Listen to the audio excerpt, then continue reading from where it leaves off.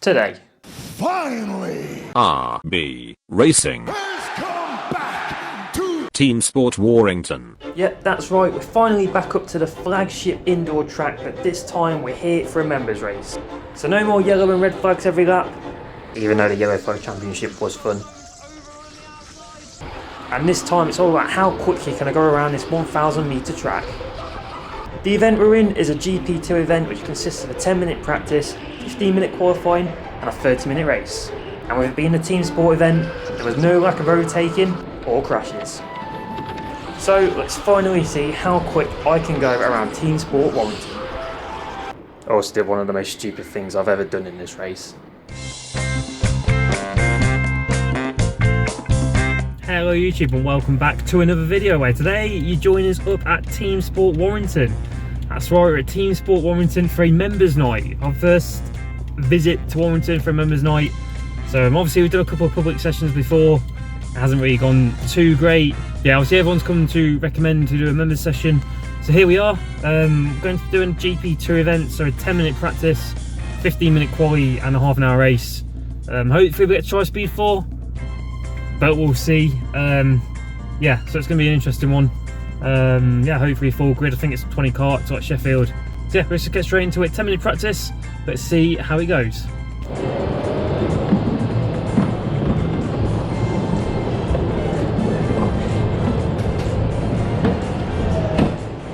So we go out for the first 10-minute practice session. And because Warrington are quite behind on time, they do combine both the practice and the qualifying sessions into one big 25-minute session. The first 10 minutes don't count towards the qualifying times, so it's only the final 15 minutes that still go toward quali. So it's still sort of a 10-minute practice, 15-minute quali, just no break in between. And unfortunately, I do have to apologise now if any of you like to watch these videos in 4K. I did forget my spare batteries for this session, so I had to record in 1080 to make sure it recorded everything. And I also forgot to put it on Super View on the GoPro, so this is why the camera looks a bit more condensed than what it usually does. And straight away into the first flying lap, we do a spin at the first hairpin, not realising how cold both the kart and the track was. And even coming to the second hairpin and on the right hand side, someone else also does a spin, showing that, say, the kart and the track are both pretty cold. It is catching people out, even as members. Skip forward a few laps, then we've got the kart a bit more warmed up. We've got Hannah SuperKart Blondie in front of us as we get the move done on the inside nice and quickly. Like I said, this is her first member session as well, so she's also learning the lines, which is what I'm trying to do. So the idea of this practice / qualifying session was really to try and follow some quick people. So we've got someone in front of us as well here, but we quickly do realise that we are much quicker than them, so we're going to try and quickly dispatch of him, which we get done here at the top section of the track, nicely down the inside before the hairpin just there. If we skip forward a few more laps then, so not too much happens in practice, but we are now officially into the qualifying part of the session. As you see, we've got a few karts ahead then to try and follow. Sorry to see their lines, as the unique thing about these electric karts is they do have a brake light behind the kart, so it is nice to see when people are braking, especially the more quicker karts. But this guy on the left hand side isn't one of the quicker karts, as we try around the outside of hairpin 2 and we do find the gap on hairpin 3 to get past him nice and quickly. And we've got this kart ahead then, so you can see sort of when he's going around the corners, he is a bit all over the place, seems to be on throttle quite early, not quite hitting the apexes, but this kart is actually a bit quicker than the rest of the karts that we have been following. So we've finally got someone to try and learn off a little bit, seeing where he's braking, seeing where he's not braking, seeing what lines he's taking. Obviously they're not the best, as we've just seen at that top section, but I am finding it a bit difficult to try and overtake him coming into the two hairpins. Well, I guess I got a bit spooked there, as I do lock the brakes up into hairpin 2, but as we come in through the two Dunlop bridges, under Dunlop 1 and then under Dunlop 2. Look maybe for an inside move here, but not quite, we are too far behind. And coming into a bit more of a technical section now, we are going to start catching up ever so slightly. We're going to try and look for a move here and there. Someone goes into the pits on the right hand side there, but it just can't seem to get that gap. I can't find that gap that I want. It would be good practice for the race to try and find an overtaking spot, but unfortunately the yellow flags do come out to stop play. But when the green flags come back out, I do allow the two karts that were behind me back through, as I know they're quick and I do really want to start learning off the quicker karts. Even if I was behind in the race, I'd at least have a bit more knowledge of the track And another good thing as well about letting them through is that they managed to get past that car that I couldn't get past, which means I managed to follow through as well and managed to get past him. So I've skipped forward a few more laps then. We are following this guy ahead with the green helmet, or the fluorescent helmet, and we come under the bridge section. We've got another car in front of us too as well, so we're going to try and see if he can open the gap so we can follow through, as that's what we like to see. But coming up here then, he actually tries to wave me through. I really didn't see it until last minute, so I do got to apologise for that one. I was say it's pretty late and it did really catch me off guard that.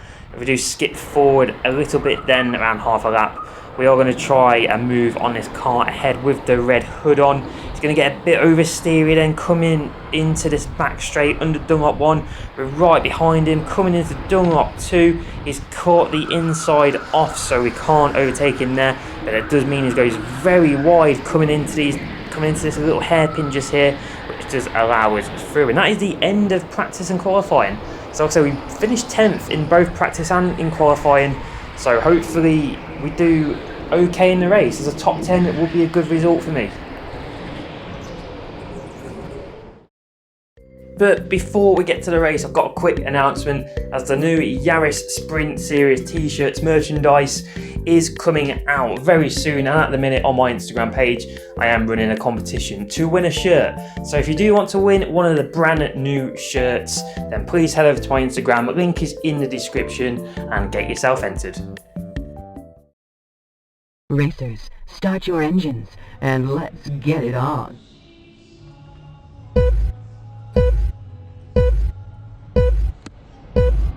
And here we go then, the lights go green, starting in 10th position.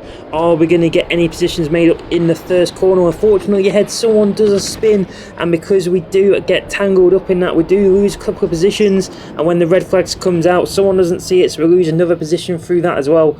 So unfortunately that is down into 13th place, and about a minute into the red flag, someone else manages to get their position back. I'm not too sure why, but unfortunately that does put us down into 14th position. So in 2 corners we've literally lost 4 positions. So when the yellow flags come back up and go straight into green pretty much, and then back into another yellow, we know we've got to make up some positions. We know we've got to make some ground up. And when we finally get to some green flag racing, we know we're going to have to get some positions made up very quickly underneath the second Dunlop bridge. We're going to get the first move done, so we've now clawed back up to 13th position.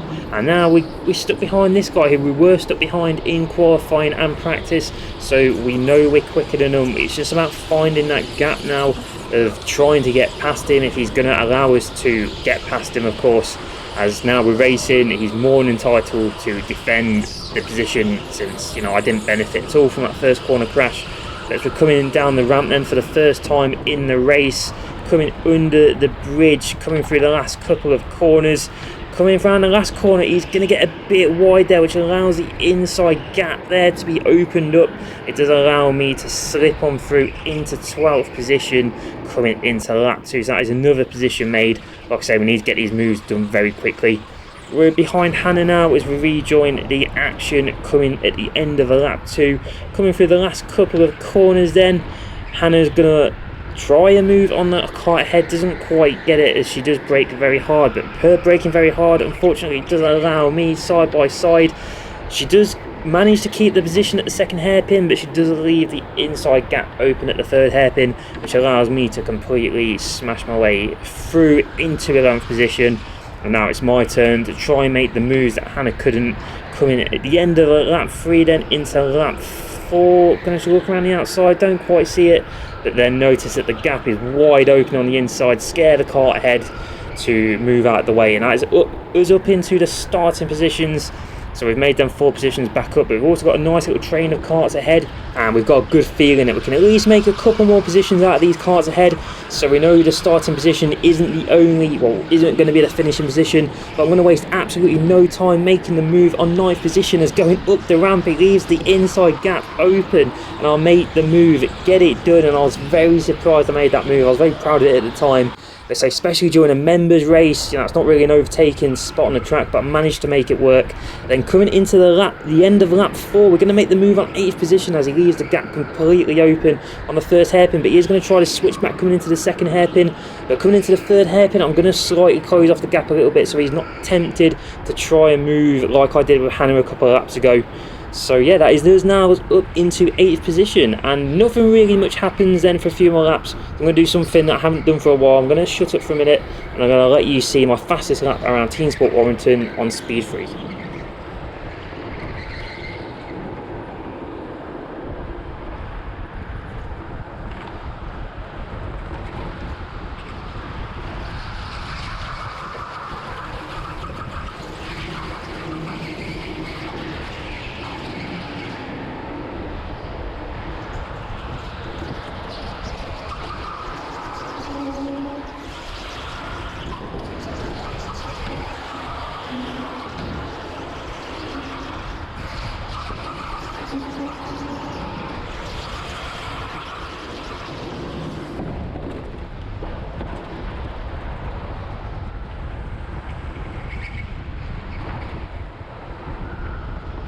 And there it is, a 53.120. I'm not too sure how quick that is on speed 3, being a heavyweight. So if any heavyweight guys that go here regularly want to let me know how quick that is on speed 3. I know the Bikc times are way quicker than on speed 4.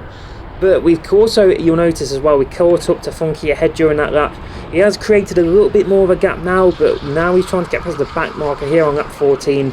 This is going to play a crucial part in the race. And here's something that I've started doing as well, as you'll notice. I started lightly tapping the kart ahead. If I can't get past them, I tend to now just lightly tap the back of them. I know it's probably not frowned upon, but you know, if it's going to put them under pressure like it is here, as you'll see, he went very wide on this top section of the track.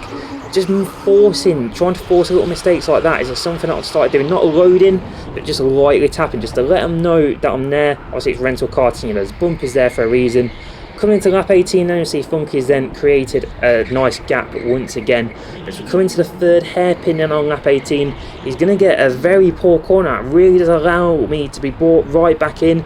And because he created that gap, I feel like he doesn't know I'm there, so I'm just going to shove it on the inside. And luckily Funky leaves us the room, but we're side by side coming underneath the top section as I get the move done just before the top of the ramp. I know I said I was proud of that move earlier for 9th position, but that was a move that I was very happy with. I just completely sent it. And like I say, because Funky created that gap to begin with, I don't think he realised I was that close behind him. So luckily managed to take advantage of that. But you'll also notice as well, we've got a back marker ahead, which I'm really praying we catch up to him really quickly. I'm praying that we can get past him as soon as we can, because I've still got Funky right behind me, and even though I've got the position made, does not mean it's done and dusted. So coming into this top section then, right here, the kart head's going to brake, which unfortunately means I'm going to have to load right into him. It's not a thing that I want to do, but unfortunately he just braked. I didn't expect him to do it. It's not really a braking corner, but because it wasn't full position, I'm not going to feel too bad about it. Unlike this bit just here, so we're under yellow flags because this kart head has spun, and I'm going to look to the left and I notice this guy right here. Now you might recognise this guy from the start of the race where he spun. Now I did not realise that at the time because I thought he was the leader. So if we skip quite a few more laps later towards the end of the race, I'm looking behind as he does get past Funky quite quickly, and even now I'm thinking, right, he's probably the leader, he's really quick. You know, it's driving etiquette to let the guy through, even though there's no blue flags, so I'm not entitled to do it, but I'll let him past. And you'll notice the position there has gone down because that move was for position. I let 7th position right ahead of me, and I feel really dumb about that, because I didn't realise until after the race. And talking about the end of the race, here it is, without a checkered flag. So this was a really weird moment because we finished the race, but we didn't realise it at the time until we come to this back section of the track. Yeah, that was a really weird moment. You'd expect to check a flag at the end of the race, but it just felt very underwhelming is the word that I want to say. But now we've tried Teamsport Warrington properly. It's a really great track, a really great race, and definitely one that I want to come back to in the future. Yeah, good race, mate. Oh, I fucking ran out of my arms in the end. I was almost waving you by, man. It was good. Fair play for letting me through. You didn't have to. That's alright, mate. It's only Dion. I thought he's way quicker. I might as well learn off him more than anything.